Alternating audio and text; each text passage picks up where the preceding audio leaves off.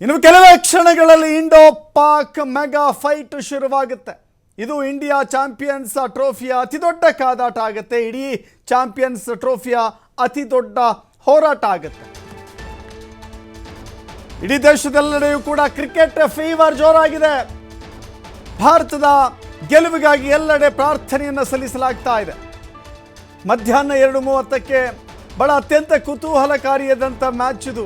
ಪ್ರತಿಯೊಬ್ಬರು ಕೂಡ ಈ ಮ್ಯಾಚನ್ನು ಕಣ್ತುಂಬಿಕೊಳ್ಬೇಕು ಅಂತ ಹೇಳಿ ಕಾಯ್ತಾ ಇದ್ದಾರೆ. ಈಗಾಗಲೇ ಕ್ರಿಕೆಟ್ ಫೀವರ್ ಎಷ್ಟರ ಮಟ್ಟಿಗಿದೆ ಅಂತ ಹೇಳಿದ್ರೆ, ಹೇಳಿ ಕೇಳಿ ಇವತ್ತು ಸಂಡೇ ಭಾನುವಾರ, ಯಾವ ಕೆಲಸನೂ ಇಲ್ಲ, ಈ ದಿನಕ್ಕಾಗಿಯೇ ನಾವು ಇಷ್ಟು ದಿನ ಕಾದು ಕುಳಿತಿದ್ವಿ ಎನ್ನುವ ಹಂತಕ್ಕೆ ಪ್ರತಿಯೊಬ್ಬ ಭಾರತೀಯರು ಕೂಡ ಕ್ರಿಕೆಟ್ ಮ್ಯಾಚನ್ನು ನೋಡಬೇಕು. ಅದು ಹೇಳಿ ಕೇಳಿ ಇಂಡೋ ಪಾಕ್ ವಾರ್ ಅಂದಾಗ, ಇಂಡೋ ಪಾಕ್ ಕ್ರಿಕೆಟ್ ವಾರ್ ಅಂತ ಹೇಳಿದಾಗ ಎಲ್ಲೋ ಒಂದು ಕಡೆ ಜೋಶ್ ಜಾಸ್ತಿ ಆಗುತ್ತೆ. ನಮ್ಮ ಪಕ್ಕದ ದೇಶ ಒಂದು ಕಡೆ, ಬೇರೆ ಬೇರೆ ವ್ಯತ್ಯಾಸಗಳಿದ್ದಾವೆ ಮತ್ತೊಂದು ಕಡೆ, ಇದರ ಜೊತೆ ಪಾಕ್ ವಿರುದ್ಧ ಗೆಲುವು ಸಾಧಿಸೋದಿದೆಯಲ್ಲ, ಅದು ಭಾರತೀಯರಿಗೆ ಒಂದು ರೋಮಾಂಚನಕಾರಿಯಾದಂಥ ಅನುಭವ. ಅದು Bharat Pak high voltage match. ಇದು ದುಬೈನ ಅಂತಾರಾಷ್ಟ್ರೀಯ ಸ್ಟೇಡಿಯಂನಲ್ಲಿ ಸಂಭ್ರಮ ಕೂಡ ಮನೆ ಮಾಡಿದೆ. ಕೇವಲ ಆ ಸ್ಟೇಡಿಯಂನಲ್ಲಿ ಮಾತ್ರ ಅಲ್ಲ, ಇಲ್ಲಿಂದ ಹೋಗುವಂಥವರ ಸಂಖ್ಯೆ ಅಥವಾ ಇಲ್ಲಿಂದ ಹೋಗಿ ವೀಕ್ಷಣೆ ಮಾಡುವಂಥವರ ಸಂಖ್ಯೆ ಎಷ್ಟು ಸಂಭ್ರಮ ಪಡ್ತಾ ಇದೆಯೋ ಅದಕ್ಕಿಂತ ಹೆಚ್ಚಾಗಿ ಮನೆಯಲ್ಲಿ ಕೂತ್ಕೊಂಡು ಟಿ ವಿ ಹಾಕ್ಕೊಂಡು, ಸ್ಕ್ರೀನ್ ಹಾಕ್ಕೊಂಡು, ಬೇರೆ ಬೇರೆ ಹೋಟ್ಲುಗಳಲ್ಲೂ ಕೂತ್ಕೊಂಡು ಈ ಮ್ಯಾಚನ್ನು ಅನುಭವಿಸೋದಿದೆಯಲ್ಲ, ಅದೊಂಥರ ಖುಷಿ. ಸೊ 2017ರ ಚಾಂಪಿಯನ್ಸ್ ಟ್ರೋಫಿಯಲ್ಲಿ 2 ಬಾರಿ ಮುಖಾಮುಖಿಯಾಗಿತ್ತು. ಫೈನಲ್ಸ್ನಲ್ಲಿ 180 ರನ್ಗಳಿಂದ ಭಾರತ ಸೋಲಿಸಿತ್ತು ಪಾಕಿಸ್ತಾನ. 8 ವರ್ಷಗಳ ಆ ಸೇಡಿದೆಯಲ್ಲ, ತೀರಿಸಿಕೊಳ್ಳಲಿಕ್ಕೆ ಬ್ಲೂ ಬಾಯ್ಸ್ ಸಜ್ಜಾಗಿದ್ದಾರೆ. ಹೀಗಾಗಿ ಈ ಆಟದಲ್ಲಿ ಸೋಲು ಗೆಲುವು ಅನ್ನೋದಕ್ಕಿಂತ ಹೆಚ್ಚಾಗಿ ಒಂದು ಆ ಸೆಂಟಿಮೆಂಟ್ ಇದೆಯಲ್ಲ, ಪಾಕ್ ವಿರುದ್ಧ ಗೆಲ್ಲುವಂಥ ಆ ದೊಡ್ಡ ಮಟ್ಟದ ಸೆಂಟಿಮೆಂಟ್ ಇದೆಯಲ್ಲ, ಅದಕ್ಕಾಗಿ ಜನ ಕಾಯ್ತಾ ಇದ್ದಾರೆ. ಅನೇಕ ಕಡೆಗಳಲ್ಲೂ ಕೂಡ ನೋಡ್ತಾ ಇದ್ದೀರಿ, ಭಾರತ ಗೆಲ್ಲಬೇಕು ಅಂತ ಹೇಳಿ ನಮ್ಮ ದೇಶದಲ್ಲಿ ಪ್ರತಿಯೊಂದು ಕಡೆಗಳಲ್ಲೂ ಕೂಡ ಪೂಜೆ ಮಾಡ್ತಾ ಇದ್ದಾರೆ, ಹೋಮ ಮಾಡ್ತಾ ಇದ್ದಾರೆ, ಹವನ ಮಾಡ್ತಾ ಇದ್ದಾರೆ. ಅಲ್ಲಿಯೂ ಕೂಡ ಎಲ್ಲಿ ದುಬೈನಲ್ಲೂ ಕೂಡ ಬಹಳ ದೊಡ್ಡ ಮಟ್ಟದ ಘೋಷಣೆ ಕೂಗ್ತಾ ಇದ್ದಾರೆ.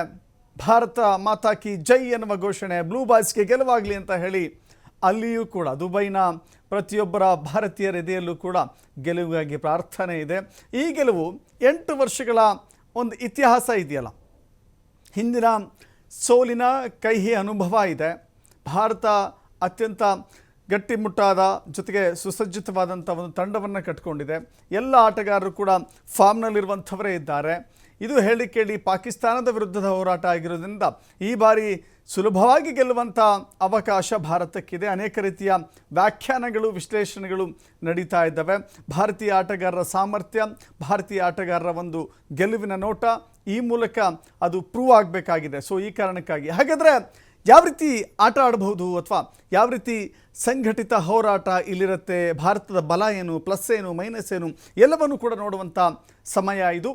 ಪವರ್ ಪ್ಲೇನಲ್ಲಿ ಸ್ಫೋಟಕ ಆಟ ಆಡ್ತದೆ ಭಾರತ. ಪವರ್ ಪ್ಲೇನಲ್ಲಿ ಖಂಡಿತವಾಗಿಯೂ ಕೂಡ ಬಹಳ ರೋಚಕವಾದಂಥ ಆಟವನ್ನು ನಿರೀಕ್ಷಿಸುವ ಸಾಧ್ಯತೆಗಳಿದ್ದಾವೆ. ಜೊತೆಗೆ ಪ್ರಮುಖವಾಗಿ ರೋಹಿತ್ ಶರ್ಮಾ ಹೆಚ್ಚು ಆಕ್ರಮಣಕಾರಿಯಾಗಿ ಆಟಗಾರ. ಈ ಬಾರಿಯೂ ಕೂಡ ಅಷ್ಟೇ ಆಕ್ರಮಣಕಾರಿಯಿಂದ ರೋಹಿತ್ ಶರ್ಮಾ ಆಟ ಆಡ್ತಾರೆ. ಅವರ ಬ್ಯಾಟಿಂಗ್ ನಿರೀಕ್ಷೆಯನ್ನು ಮಾಡ್ತಾ ಇದೆ ಭಾರತ. ಅವರ ಆಕ್ರಮಣಕಾರಿ ಬ್ಯಾಟಿಂಗ್ ಭಾರತಕ್ಕೆ ಬಹಳ ದೊಡ್ಡ ಶಕ್ತಿಯನ್ನು ತಂದುಕೊಡುತ್ತೆ ಅಂತ. ಜೊತೆಗೆ 2023ರಿಂದ ಭಾರತ ಪವರ್ ಪ್ಲೇನಲ್ಲಿ 6.47 ರನ್ ರೇಟ್ ಹೊಂದಿದೆ. ನೀವು ಆವ್ರೇಜ್ ತೆಗೆದುಕೊಂಡ್ರೆ 6.47 ರನ್ ರೇಟ್ ಪವರ್ ಪ್ಲೇನಲ್ಲೇ ನಮಗೆ ಬಂದಿದೆ.